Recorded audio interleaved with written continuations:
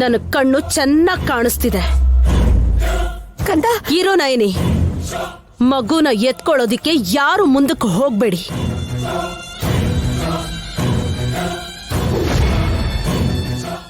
ಅಯ್ಯೋ ಮಾಮ್, ತಿಲೋತ್ತಮ ಅತ್ತೆ ಕೈಲಿ ರಿವಾಲ್ವರ್ ಇದೆ, ನಿಮ್ ಕೈಯಲ್ಲಿ ಮಗು ಇದೆ. ಎಲ್ಲಿ ಶೂಟ್ ಮಾಡ್ಬಿಡ್ತಾರೋ ಏನಾಗುತ್ತೋ ಅಂತ ನಂಗ್ ಭಯ ಆಗ್ತಿದೆ.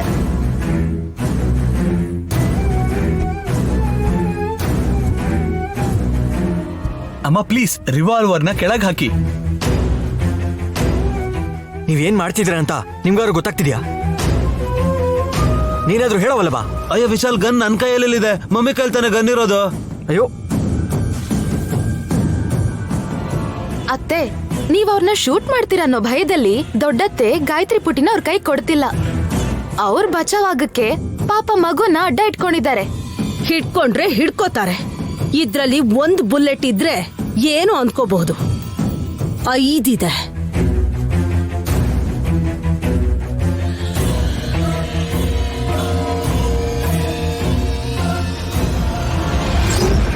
ಒಂದು ಗುರಿ ತಪ್ಪಿದ್ರೆ ಇನ್ನು 4 ಇದೆ. ಮಗುನ, ವಿಶಾಲ್ ದೊಡ್ಡಮ್ಮನ್ನ, ಇಬ್ರನ್ನು ಬಲಿ ತಗೊಳುತ್ತೆ. ನೋ ಅತ್ತೆ, ಆ ಕೆಲಸ ಮಾಡ್ಬೇಡಿ. ಅಮ್ಮ ನನ್ನ ಮಾತು ಕೇಳಮ್ಮ. ನೀವೇ ಹೇಳಿ. ಮಾಮ್,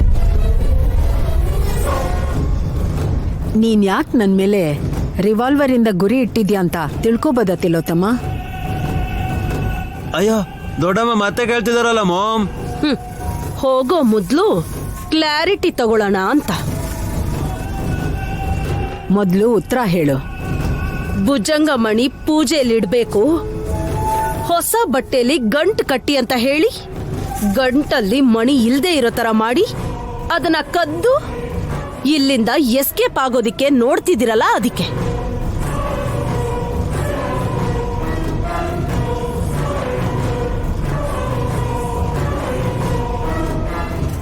ನಿಮ್ಮನ್ನ ಸಾಯಿಸಾದ್ರೂ ಸರಿ, ಆ ಭುಜಂಗಮಣಿ ಈ ಮನೆ ದಾಟದೇ ಇರೋ ತರ ನೋಡ್ಕೋಬೇಕು ಅನ್ಕೊಂಡಿದೀನಿ. ಶಭಾಷ್. ಶಬಾಷ್ ಅಂತ ನೀವೇ ಹೇಳ್ತಿದಾರಲ್ಲ ದೊಡ್ಡಮ್ಮ. ಹೊಗ್ಳಿದ್ರೆ ಕರ್ಗೋಗ್ತಾರೇನೋ ಅನ್ಕೊಂಡಿದಾರೆ ಅನ್ಸತ್ತೆ. ಚಾನ್ಸೇ ಇಲ್ಲ. ಆ ಮಣಿನ ವಾಪಸ್ ಕೊಟ್ರೆ ಸರಿ, ಇಲ್ಲ ಅಂದ್ರೆ ತಿಲೋತ್ತಮ ಮತ್ತೆ ನಿಮ್ಮನ್ನ ಪಕ್ಕ ಶೂಟ್ ಮಾಡ್ತಾರೆ. ನನ್ನ ಹತ್ರ ಮಣಿ ಎಲ್ಲಿದೆ? ಅಯ್ಯೋ ಇಷ್ಟಕ್ಕೂ ದೊಡ್ಡಮ್ಮ ಆ ಮಣ್ಣಿನ ಯಾಕೆ ತಗೋತಾರೆ? ಅದು ಬೇಡ ಅನ್ನೋರು ಯಾರಿದ್ದಾರೆ ವಿಶಾಲ್? ಕೊಡಕ. ಏನ್ ಯೋಚನೆ ಮಾಡ್ತಿದ್ದೀರಾ ಯಜಮಾನ್ರೆ? ಹೊಸ ಬ್ರಾಂಚ್ನ ಸ್ಟಾರ್ಟ್ ಮಾಡೋಣ ಅಂತ ಅನ್ಕೊಂಡ್ವಲ್ಲ ನೈನಿ. ಯಾವ ಸಿಟಿಯಲ್ಲಿ ಸ್ಟಾರ್ಟ್ ಮಾಡ್ರೆ ಚೆನ್ನಾಗಿರುತ್ತೆ ಅಂತ. ಹಾಸಿನಿ ಅಕ್ಕ ಕೂಡ ನಮ್ ಬಿಸ್ನೆಸ್ ಪಾರ್ಟ್ನರ್ ಅಲ್ವಾ ಯಜಮಾನ್ರೆ? ಅಂಥದ್ರಲ್ಲಿ ಅವ್ರನ್ನ ಬಿಟ್ಟು ನೀವೊಬ್ರೇ ಯಾಕೆ ಯೋಚನೆ ಮಾಡ್ತಿದ್ದೀರಾ? ಹಾಗಂತೀಯ ನೈನಿ? ಸರಿ, ಹಾಗಾದ್ರೆ ಆಮೇಲೆ ಡಿಸ್ಕಸ್ ಮಾಡೋಣ. ನೀವ್ ಯೋಚನೆ ಮಾಡ್ತಿರೋದು ಗಾಯತ್ರಿ ಪುಟ್ಟಿ ಬಗ್ಗೆ ಅಂತ ನನಗೆ ಗೊತ್ತಾಯ್ತು. ಹೌದು, ಯಾಕಂದ್ರೆ ಯಾರು ಹೇಳಿದ್ರು ಹೇಳ್ತೆ ಹೋದ್ರು ಲಲಿತಾ ದೇವಿ ಅಮ್ಮೋರು ಗಾಯತ್ರಿ ಪುಟ್ಟಿ ಜೋಗಯ್ಯ ಶಾಸ್ತ್ರಿಗಳ ಮೊಮ್ಮಗಳಲ್ಲ ಅಂತ ಹೇಳಿದ್ಮೇಲೆ ಮನೆಯವರೆಲ್ಲರೂ ಯೋಚನೆಯಲ್ಲಿ ಮುಳುಗಿದ್ದಾರೆ. ನೀವ್ ಮಾತ್ರ ಬಿಸ್ನೆಸ್ ಬಗ್ಗೆ ಯಾಕೆ ಯೋಚನೆ ಮಾಡ್ತೀರಾ ಹೇಳಿ? ಅಂದ್ರೆ ನೈನಿ, ದೊಡ್ಡಮ್ಮ ಹೇಳಿರೋದ್ರಲ್ಲಿ ಸಾಕ್ಷಿ ಇಲ್ಲ ಅಂತ. ದೊಡ್ಡೋರು ಸುಮ್ನೆ ಬರಲ್ಲ, ಸುಮ್ನೆ ಏನು ಹೇಳಲ್ಲ.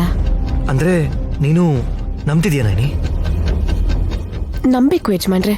ಯಾಕಂದ್ರೆ ಶಾಸ್ತ್ರಿಗಳು ನಮ್ಮ ಗಾಯತ್ರಿನ ದತ್ತು ಕೊಟ್ಮೇಲೆ 1-2 ಸಲ ಬಂದ್ ಹೋದ್ರೆ ಹೊರತು ಆಮೇಲೆ ಬಂದೇ ಇಲ್ಲ. ಅವ್ರ ಮಗಳು ಶಾರದಾ ಮಗಳಾದ ಗಾಯತ್ರಿ ನೋಡ್ಬೇಕು ಅಂತ ಅವ್ರಿಗೆ ಯಾಕಿರಲ್ಲ? ಮಗುಗೇನು ಕಮ್ಮಿ ಆಗದೆ ಇರೋ ಹಾಗೆ ನೋಡ್ಕೋತಾ ಇದೀವಿ ಅಂತ ಸಂತೋಷವಾಗಿರ್ಬೋದು. ಹಾಗ್ಯಾರೂ ಇರಲ್ಲ. ರಕ್ತ ಸಂಬಂಧ ಇರಕ್ ಬಿಡಲ್ಲ. ಮಗು ಹೆಸರಲ್ಲಿ ಆಸ್ತಿ ಇದ್ರು ಅವಳನ್ನ ಚೆನ್ನಾಗಿ ನೋಡ್ಕೋತಾ ಇದ್ರು ಹೇಗಿದಳೋ ನೋಡ್ಬೇಕು ಅಂತ 100 ಸಲ ಅಲ್ದೇ ಇದ್ರು 1 ಸಲ ಆದ್ರೂ ಅನ್ಸುತ್ತೆ. ಅದರಲ್ಲೇನಿದೆ ನೈನಿ, ಶಾಸ್ತ್ರಿಗಳನ್ನ ನಾಳೆನೆ ಬರಕ್ಕೆ ಹೇಳ್ತೀನಿ. ಬೇಡ ಯಜಮಾನ್ರೆ, ಬಲವಂತದಿಂದ ಅಕ್ಕರೆ ಪ್ರೀತಿನ ಯಾರು ತೋರಿಸ್ಬಾರ್ದು. ಹೋಗ್ಲಿ, ನಾವೇ ಶಾಸ್ತ್ರಿಗಳನ್ನ ಮೀಟ್ ಮಾಡಿ ಮಗು ಯಾರು ಅಂತ ತಿಳ್ಕೊಳ್ಳೋಣ ಅಂತಿದ್ಯಾ ನೈನಿ? ಹಾಗೆ ಕೇಳಿದ್ರೆ ಇವಾಗ ನಿಜ ಹೇಳ್ತಾರೆ ಅಂತ ಗ್ಯಾರಂಟಿ ಏನಿದೆ?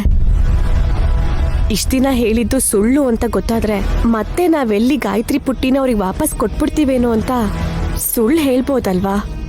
ಅಪ್ಪ ಸತ್ಯ, ಎಲ್ಲಿ ಶಾಸ್ತ್ರಿಗಳ ಹತ್ರ ಹೋಗಿ ಕೇಳ್ತಾಳೆ ಅಂತ ಭಯ ಪಟ್ಬಿಟ್ಟಿದ್ದೆ ನಾನು. ಯಜಮಾನ್ರೆ, ಯೋಚನೆ ಮಾಡ್ತಿದ್ರೆ ಗಾಯತ್ರಿ ಪುಟ್ಟಿ ವಿಷಯದಲ್ಲಿ ತಪ್ಪಾಗಿದೆ ಅಂತ ನಾವು ಅನ್ಕೊಳ್ದೆ ಏನೋ ಕುತಂತ್ರ ನಡೆದಿರ್ಬೋದೇನೋ ಅಂತ ಅನುಮಾನ ಬರ್ತಿದೆ. ಏನೇ ನೀ ಹಾಗೆ ಹೇಳ್ತಾ ಇದೆಯಾ? ಹೌದು ಯಜಮಾನ್ರೆ, ಯಾಕಂದ್ರೆ ಜೀವ ಅಣ್ಣ ಸರಿ ಹೋಗಿ ಮಾತು ಬಂದ್ಮೇಲೂ ಕೂಡ ಏನ್ ನಡೀತು ಅಂತ ನಮ್ಮ ಹತ್ರ ಹೇಳಲೇ ಇಲ್ಲ. ಇಷ್ಟು ವರ್ಷ ಶಾಸ್ತ್ರಿಗಳ ಜೊತೆನೇ ಇದ್ದ. ನೀವವನು ಸರಿ ಹೋಗ್ಬೇಕು ಅಂತ ಹಾಸ್ಪಿಟಲ್ ಜವಾಬ್ದಾರಿಯಲ್ಲೇ ತಗೊಂಡ್ರಿ. ಇದನ್ನೆಲ್ಲ ಇವಾಗ ಯೋಚನೆ ಮಾಡ್ತಿದ್ರೆ ಒಂದಕ್ಕೊಂದು ಒಬ್ರಿಗೊಬ್ರು ಸಂಬಂಧ ಇದ್ದು ಏನೋ ರಹಸ್ಯನ ಮುಚ್ಚಿಡ್ತಾ ಇದ್ದಾರೆ ಅಂತ ನಂಗೆ ಯಾಕೋ ಅನ್ನಿಸ್ತಿದೆ. ನಾನಿ, ಇನ್ ಜಾಸ್ತಿ ಯೋಚನೆ ಮಾಡಬೇಡ. ಮಗು ವಿಷಯದಲ್ಲಿ ನಾವು ಸ್ವಲ್ಪ ಕೇರ್ಫುಲ್ ಆಗಿರೋಣ. ಯಾರು ಏನ್ ಹೇಳಿದ್ರು ಸರಿ, ಗಾಯತ್ರಿ ಪುಟ್ಟಿನಂತೂ ನಾನ್ ಬಿಟ್ಕೊಡಲ್ಲ.